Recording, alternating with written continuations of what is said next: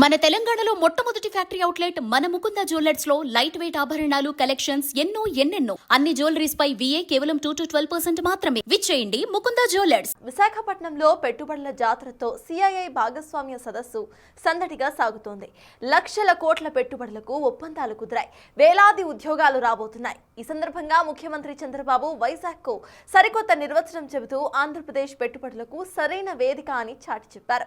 గిరిజన సాంప్రదాయాలతో స్వాగతం పలికారు. ఈ CII భాగస్వామ్య సదస్సు రాష్ట్ర అభివృద్ధికి కొత్త ఊపునిస్తుందన్న అభిప్రాయాన్ని వ్యక్తమవుతోంది. ఈ సదస్సులో వైజాగ్కు చెప్పిన కొత్త భాష్యం తెగ వైరల్ అవుతోంది.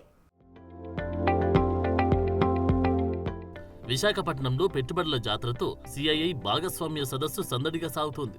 లక్షల కోట్ల పెట్టుబడులకు ఒప్పందాలు కుదిరాయి. వేలాది ఉద్యోగాలు రానున్నాయి. ఈ సందర్భంగా ముఖ్యమంత్రి చంద్రబాబు వైజాగ్కు సరికొత్త నిర్వచనం చెబుతూ ఆంధ్రప్రదేశ్ పెట్టుబడులకు సరైన వేదిక అని చాటి చెప్పారు. గిరిజన సాంప్రదాయాలతో స్వాగతం పలికారు. ఈ CII భాగస్వామ్య సదస్సు రాష్ట్రాభివృద్ధికి కొత్త ఊపునిస్తుందన్న అభిప్రాయం వ్యక్తమవుతుంది. ఈ సదస్సులో వైజాగ్ చెప్పిన కొత్త భాష్యం తెగ వైరల్ అవుతుంది.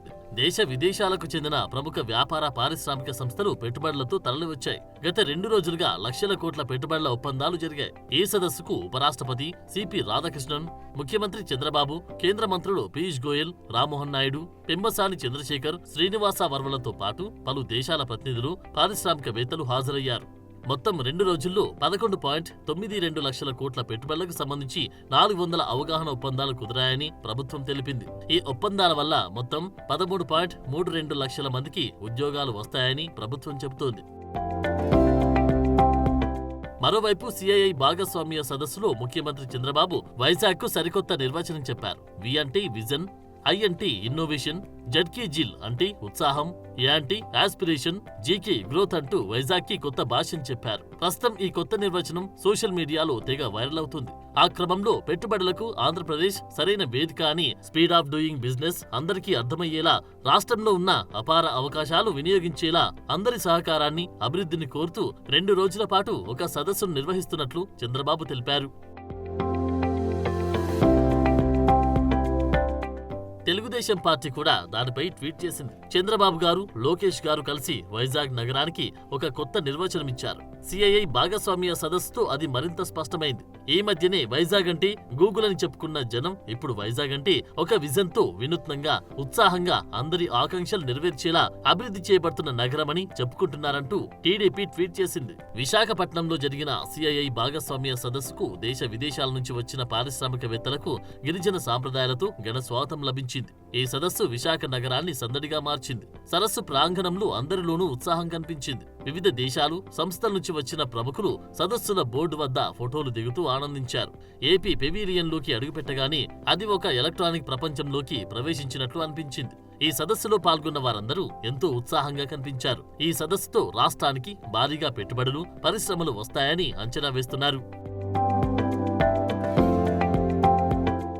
ఆ క్రమంలో 30వ CII భాగస్వామ్య సదస్సు నుంచి రేమాండ్ ప్రాజెక్టులకు వర్చువల్ గా ఆంధ్రప్రదేశ్ రాష్ట్ర ముఖ్యమంత్రి నారా చంద్రబాబు నాయుడు శంకుస్థాపన చేశారు. ఈ కార్యక్రమానికి Raymond group managing director Gautam Maini, ఆ సంస్థ corporate development head Jatin Khanna, AP మంత్రి భరత్ హాజరయ్యారు. 1201 కోట్ల పెట్టుబడులతో ఏపీలో 3 ప్రాజెక్టులు ఏర్పాటు చేయనుంది Raymond group. Silver spark apparel, JK మైనీ global aerospace limited, JK మైనీ global precision limited యూనిట్లకు సీఎం చంద్రబాబు శంకుస్థాపన చేశారు. రాప్తాడులో 497 కోట్ల వ్యయంతో సిల్వర్ స్పార్క్ అపారెల్ మ్యానుఫ్యాక్చరింగ్ పార్కును ఏర్పాటు చేస్తుంది రేమాండ్ గ్రూప్. అనంతపురం జిల్లా గుడిపల్లిలో 441 కోట్లతో ఆటో కాంపోనెంట్ మ్యానుఫ్యాక్చరింగ్ ప్లాంట్ ఏర్పాటు చేయనుంది రేమాండ్ గ్రూప్. అనంతపురం జిల్లా టేకుల్లోదు వద్ద 262 కోట్లతో ఏరోస్పేస్ పరికరాల తయారీ యూనిట్ ను ఏర్పాటు చేయనుంది రేమాండ్ గ్రూప్. మొత్తంగా 1201 కోట్ల పెట్టుబడులతో 3 వేర్వేరు పరిశ్రమల ఏర్పాటు ద్వారా 6500 మందికి ప్రత్యక్షంగా ఉద్యోగ అవకాశాలు కల్పించనుంది రేమాండ్ సంస్థ. ఈ సందర్భంగా సీఎం చంద్రబాబు మాట్లాడుతూ విశాఖలో జరుగుతున్న CII సదస్సులో ఇప్పటివరకు 13 లక్షల కోట్ల పెట్టుబడులు వచ్చాయని తెలిపారు. మొత్తంగా గడిచిన 18 నెలల్లోనే 22 లక్షల కోట్ల పెట్టుబడులు రాష్ట్రానికి వచ్చినట్లు చెప్పారు. శ్రీ సిటీలో మరికొన్ని యూనిట్లను చంద్రబాబు వర్చువల్ గా ప్రారంభించారు. ఇక్కడ 12 ప్రాజెక్టుల ఏర్పాటుకు వివిధ కంపెనీలతో ఒప్పందాలు చేసుకున్నారు. ఈ పెట్టుబడుల ద్వారా 12,365 మందికి ఉద్యోగ అవకాశాలు లభించనున్నాయని చంద్రబాబు తెలిపారు. ఒక ప్రణాళికతో శ్రీ సిటీని ఏర్పాటు చేశామని, అభివృద్ధికి ఇది చక్కటి ఉదాహరణగా నిలిచిందని చంద్రబాబు పేర్కొన్నారు. శ్రీ సిటీ నుంచి డైకిన్, ఇసూజు, క్యాడ్బరీ ప్రపంచానికి ఉత్పత్తులు అందిస్తున్నాయన్నారు. వివిధ దేశాల పరిశ్రమలు శ్రీ సిటీ పారిశ్రామిక టౌన్షిప్ నకు రావాలని, త్వరలోనే శ్రీ సిటీకి 6,000 ఎకరాల భూమిని అందుబాటులోకి తెస్తామని స్పష్టం చేశారు. 50 దేశాలకు చెందిన కంపెనీలు ఇక్కడి నుంచే పనిచేస్తాయన్నారు. త్వరలోని 1.5 లక్షల ఉద్యోగాలతో శ్రీ సిటీ అభివృద్ధి మోడల్ గా మారుతుందని, 2028 నాటికి దీనిని ఉత్తమ పారిశ్రామిక ప్రాజెక్టుగా మారుస్తామని వివరించారు.